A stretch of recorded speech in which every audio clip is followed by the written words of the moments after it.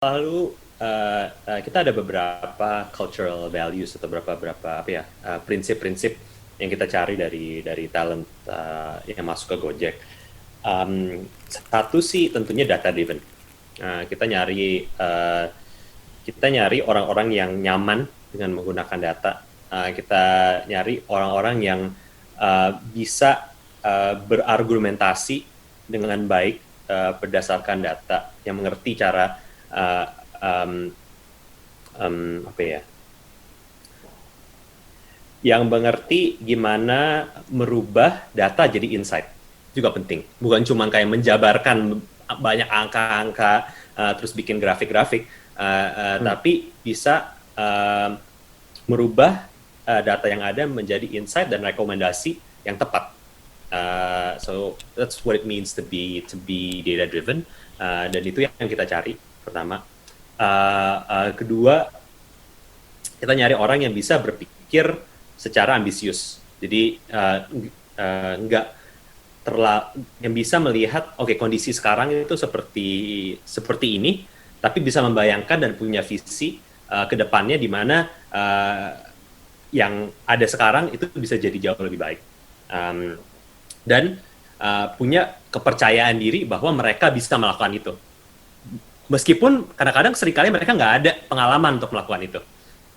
Jadi kemampuan untuk pede dan ambisius terhadap masa depan yang mungkin, itu yang kita cari juga.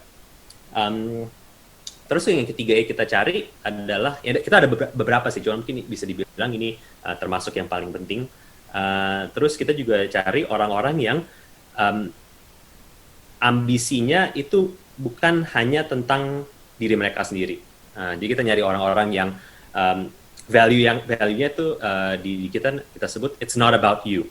Jadi bukan cuma tentang lu aja nih. Kayak kita nyari orang yang punya ambisi untuk, entah itu ambisi untuk menciptakan Indonesia yang lebih baik, atau ambisi untuk memecahkan satu problem yang spesifik, atau ingin ngebangun tim dan membagi kesuksesan dengan tim itu.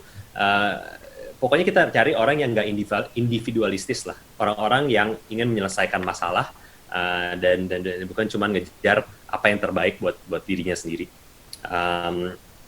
Tapi selain prinsip-prinsip di culture ini, salah satu yang juga kita cari, apalagi untuk tim yang bekerja sama produk, adalah orang-orang yang benar-benar passionate about solving customer problems with product. Dan itu salah satu yang mungkin bisa dibilang yang ketersediaannya paling tipis di Indonesia.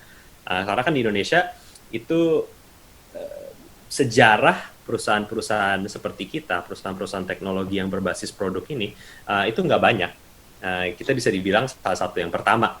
Ada beberapa perusahaan yang lain tentunya, tapi ini industri baru di Indonesia, nggak seperti mungkin di Amerika, di India, di Cina, yang udah ada, mungkin bisa dibilang mereka udah generasi kedua, generasi ketiga, generasi keempat.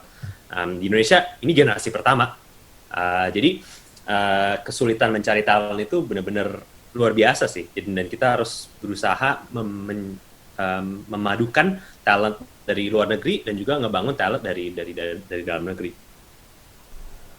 I see.